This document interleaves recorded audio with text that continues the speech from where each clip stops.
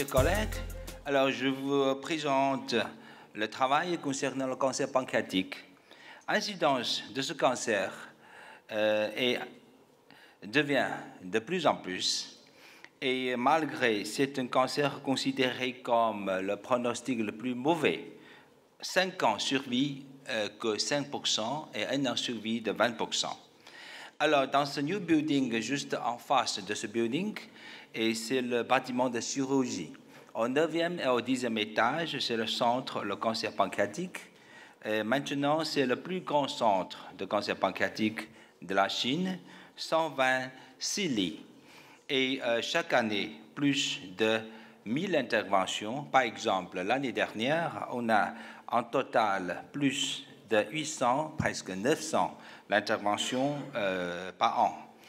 Et depuis ces derniers 10 ans, il y a quelque chose qu'il faut que le plus important sur le développement d'un centre, le pancréatique. La première, c'est que en 212, on a le laboratoire qui fait la recherche concernant le cancer pancréatique. Alors, le billet de résultat pour le centre pancréatique de notre hôpital, c'est que pour le 5 ans survie, en total, c'est 13,8%. Après une résection radicale et la chimiothérapie, bien sûr, après l'intervention, on a 1 an survie, 70%, 3 ans survie, presque 30%, et 5 ans survie, 19,5%.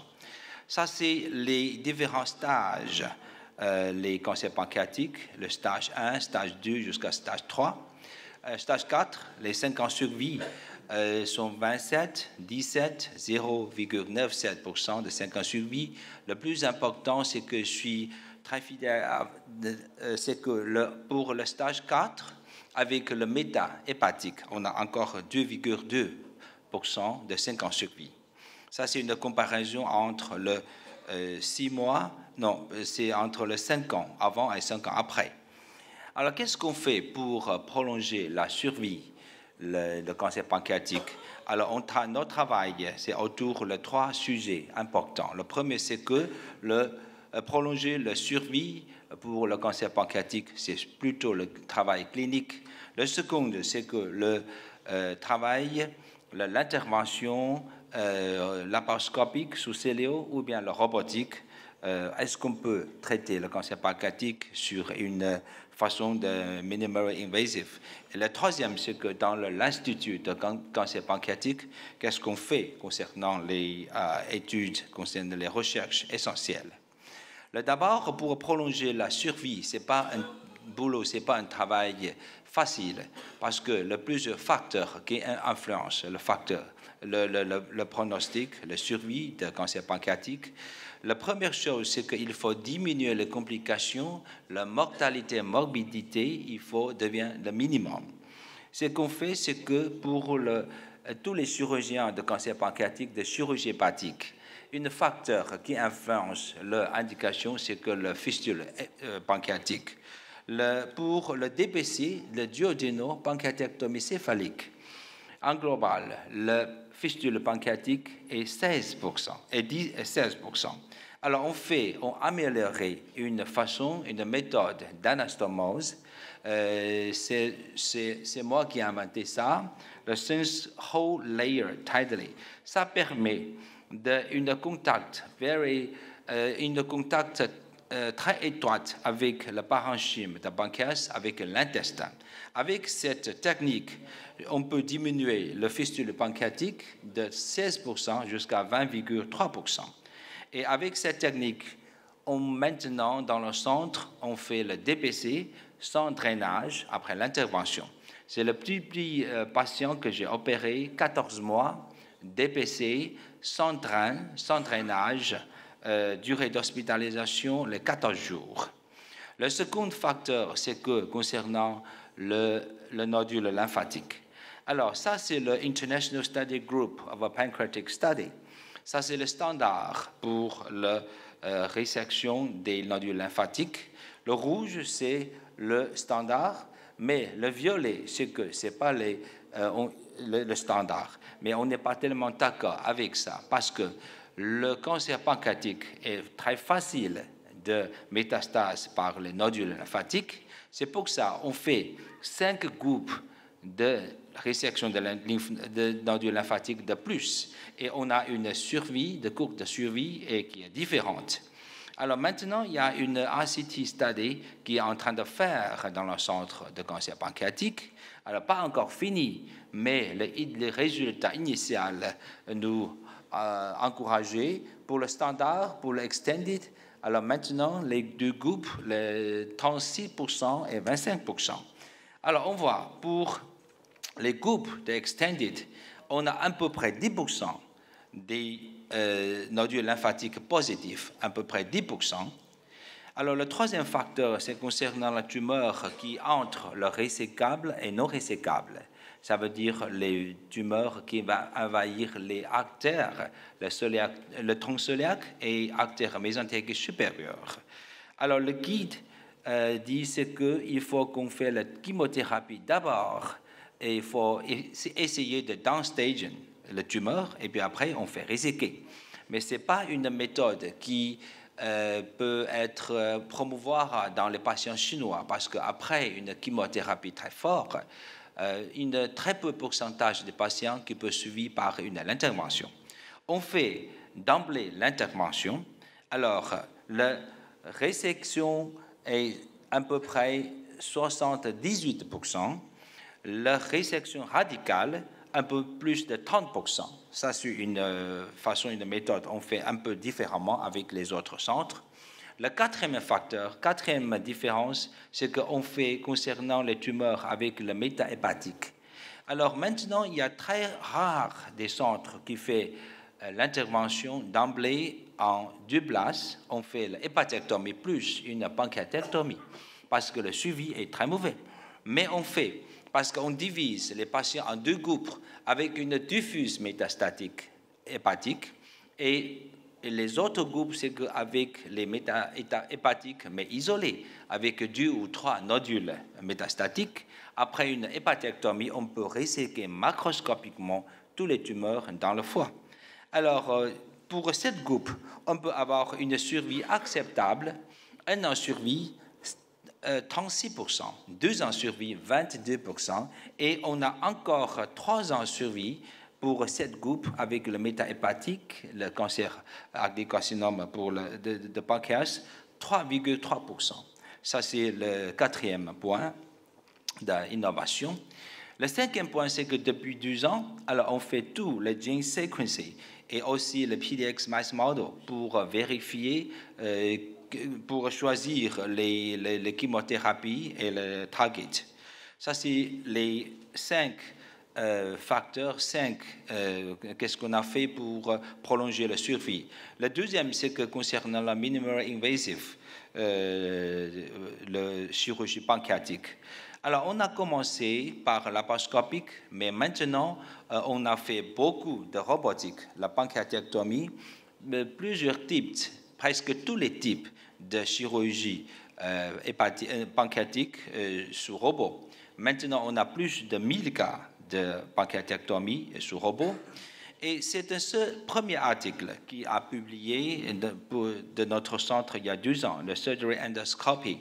On compare le coût de survie sous robot et le traditionnel, l'ouverture.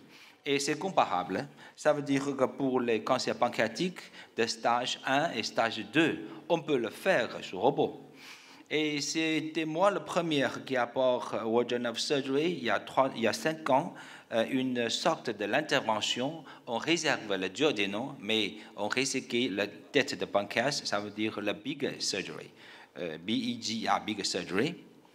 Alors, concernant la troisième partie, parce que maintenant, il y a 8 chercheurs qui font les recherches dans le centre, l'Institut de recherche de cancer et pancréatique. Alors, autour les 3 sujets. Le premier, c'est que mécanisme de métastase pour le cancer pancréatique. Le second est le biomarker of the cancer pancréatique. Le troisième, c'est qu'on a essayé de trouver quelques targets ou bien les drugs, new drugs pour le traitement. Alors, concernant la première, le mécanisme de métastase et diffuse de cancer pancréatique, on vient de publier un article dans le Journal of Pathology cette année.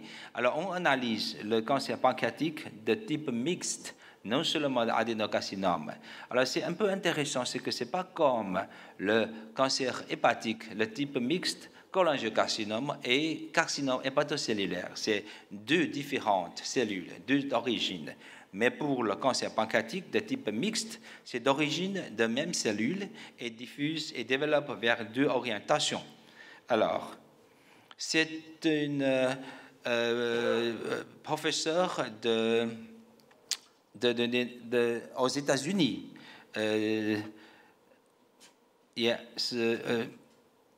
From Texas. Et dans son article, il a dit qu'un recent paper by le centre de Hospital Regin, published in the Journal of Pathology, contributed our knowledge of genomic alteration by performance the whole genome and exodermal sequencing of this cancer. Et notre article, il y a 3 ans, on a publié dans le Cancer Research et on a trouvé un mécanisme qui aussi fait les snails in the migration of the pancreatic cancer. Et aussi un article, il y a 3 ans, c'est pour le cancer pancréatique NPN1, le rôle de NPN1 qui le rôle de métastase pour le cancer pancréatique. Et cette année, on a 2 publications dans le Cancer Letter. La première, c'est que concernant la micro-RNA, qui fait les facteurs, qui est aussi un facteur important concernant la métastase of the pancreas. Et aussi, cet article est publié cette année. Et c'est aussi le RNA, NORAD, c'est aussi un facteur important pour la métastase hépatique. Concernant les biomarqueurs, the biomarker of the pancreatic tumor, on a trouvé une sorte, une type un peu spéciale pour le cancer pancréatique, SPT. On a trouvé les protéines marques pour ces sortes de tumeurs. Et aussi, il y a 3 ans, on a aussi publié les autres articles concernant la molécule markers. Et concernant les new targets et les nouveaux médicaments pour le traitement, et on a publié un médicament qui est très intéressant, mais ce n'est pas un médicament traditionnel chinois, mais ça ressemble, c'est Melitone. Ça utilise un peu plus fréquente dans les traitements traditionnels chinois. On a trouvé les trajets, les mécanismes de ce médicament pour traiter le cancer pancréatique. C'est publié dans le Cancer Letter cette année. Et aussi, j'ai discuté avec M. Laurent Degos et les autres. On a une nouvelle découverte concernant un new thérapeutique médicamenteuse pour le cancer pancréatique. On a inventé avec un new médicament, PGAM1. C'est un médicament qui peut bloquer le métabolisme glucose, de glucose métabolisme, afin de bloquer le développement de métastases du cancer pancréatique. Cet article est en train, on va publier fin cette année, début l'année prochaine, dans le Cancer Cell. Alors, en total, depuis 10 ans, plus maintenant les 3000 patients de cancer pancréatique à traiter dans le centre de pancréatique. Alors, le résultat, le suivi, on a obtenu, c'est que le 5 ans survie après un traitement radical, à peu près 20%. Et le futur, alors j'aimerais vous dire quelques mots pour le futur, parce qu'on commence de l'année prochaine, on va commencer à construire un new building dans cet hôpital. Ce building, c'est le GI Cancer Complex Building. Et dans ce building, on va traiter only 3 malades, le cancer gastrique, colorectal et aussi le cancer pancréatique. Et à ce moment-là, on aura 300 lits, le centre de 300 lits pour traiter que le cancer pancréatique. Merci beaucoup.